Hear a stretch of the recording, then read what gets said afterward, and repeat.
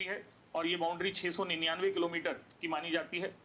इस 699 किलोमीटर की सीमा में जो भूटान छोटा सा देश है, यहाँ पर सिक्किम है, यहाँ पर वेस्ट बंगाल है, यहाँ पर असम है और यहाँ पर अरुणाचल प्रदेश है, यानी 4 राज्यों के साथ इसकी सीमा है।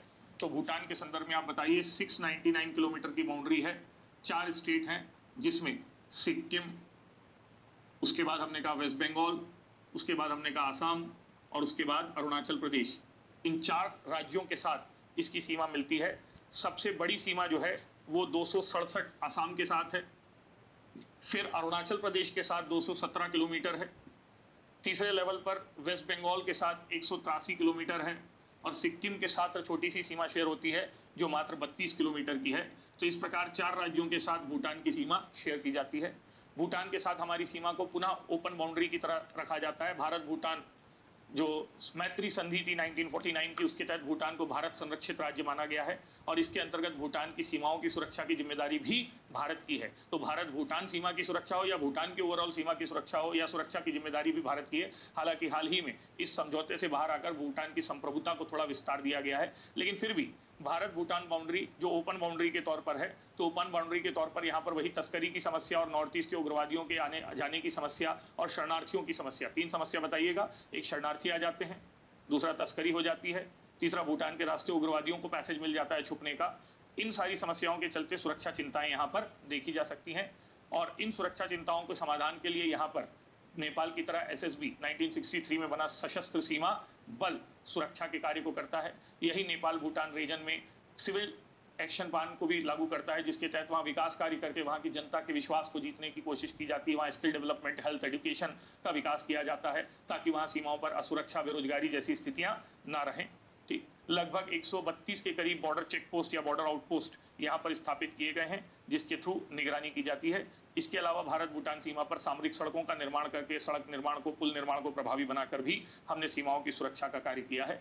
इतना भारत भूटान के बारे में पर्याप्त है। अंतिम राज्य के रूप में आप अफगानिस्तान की बात करें यदि, तो बता दीजिएगा कि अफगानिस्तान के साथ हमारी सीमा एक सबसे छोटी सीमा मानी जाती है और ये सीमा वास्तव में कभी भारत के नियंत्रण में या भारत के कब्जे में रही नहीं, क्योंकि ये ब्रिटिश भारत के अंतर्गत भारत के पास भले ही रही हो, लेकिन 106 किलोमीटर लंबी ये सीमा डूरंड लाइन का वो बचा हुआ हिस्सा है जो पीओके के हिस्से में भारत से जुड़ा हुआ है। बाकी सारी डूरंड लाइन यहाँ पाकिस्तान और अफगानिस्तान के बीच बन चुकी है। तो जब तक भारत पीओके पर नियंत्रण नहीं कर लेता, इस सीमा से जुड़ी सुरक्षा चुनौतियां हमारे लिए नहीं है।